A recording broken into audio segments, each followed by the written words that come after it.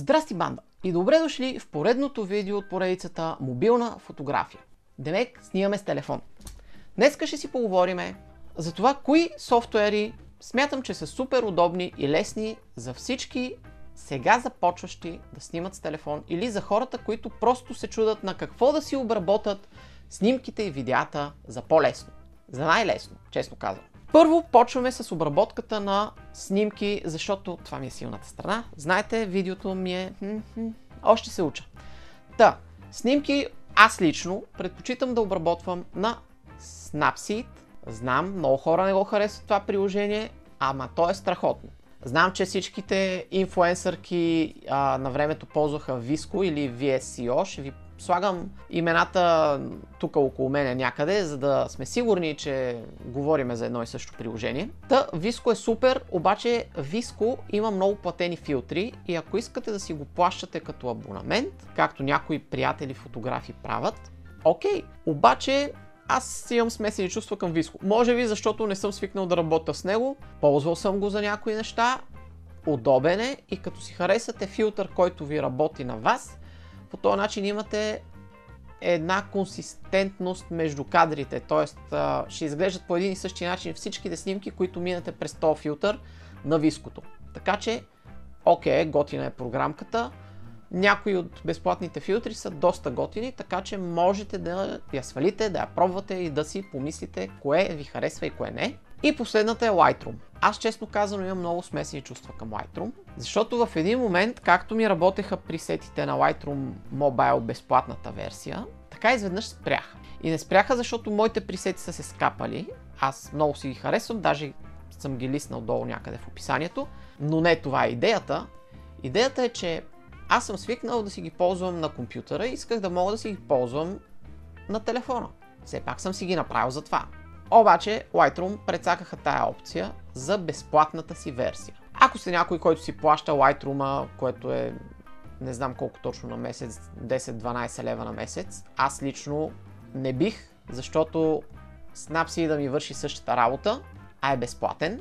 Нали, некак си нямам оправдание да си плата Lightroom, за да мога да ползвам криви, мисля, че бяха, или маски, или някакви такива неща. Сори. Ако ще седна да си работя с маски, няма да е на телефона. Те от вас, които знаят какво е маска, ме разбират. Тези от вас, които не знаят, може да ми пишат в коментарите, за да може да обясна в някое друго видео, защото това, ако тръгна да го обяснявам, ще стане 100 часа.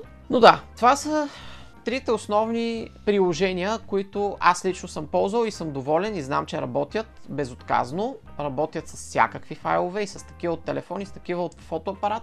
Общо взето, гаранция, че ще свършат работа. Snapseed, който е безплатен и има много опции, но не е толкова популярен. Visco, който беше супер тренди на времето, също е безплатен, но има и много платени неща, които може да си купиш в последствие. И Lightroom, който има безплатна версия, но повечето функции му се отключват с платената версия, но за обработването на едно-две изображения върши работа и безплатната. В общи линии това са приложенията, които аз имам на моя телефон и трите ги имам. Lightroom може би го изтрих, не съм сигурен, за да си правя корекции по снимките.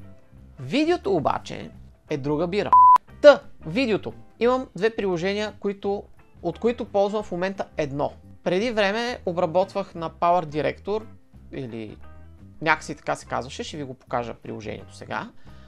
Последните 2 месеца видях, че, даже може би повече, видях, че CapCut, освен че е идеален за темплейтите в TikTok, защото са си направени за CapCut, то е супер и за да си направиш нещо от нулата. Работи много добре на телефона, работи много добре и на компютъра. И има супер готини функционалности, които аз иначе на нормален софтуер за обработване на видео нямам представа как да ги направя. Тоест, видео, ако искате да правите нещо, в момента поне, според мене, отваряте капката и сте вие. Изгледайте 2-3 видеа в YouTube, обясняващи подробно как се работи с CapCut, защото ще намерите неща, които са много добре обяснени. Аз така добре не мога да ви ги обясна, но това е, което ви трябва. Друго няма смисъл. Не си правете труда да сваляте. Абсурд. Да. И ако искате да постате в TikTok и в Instagram, те стимулират постове направени и изгубени в тяхните приложения, което обаче е абсолютна мъка, така че да, свалете си капката, ако искате да правите видео, Snapseed и Visco, ако искате да се занимавате повече с фото и да си коригирате снимките. Хайде, чао! Преди чао, чакай, стой! Я кликни там или там на subscribe. Не знам в кой ъгъл е. Бъркам се всеки път. Но да, цъкни subscribe, за да ти излизат още такива видеа. Хайде сега, чао!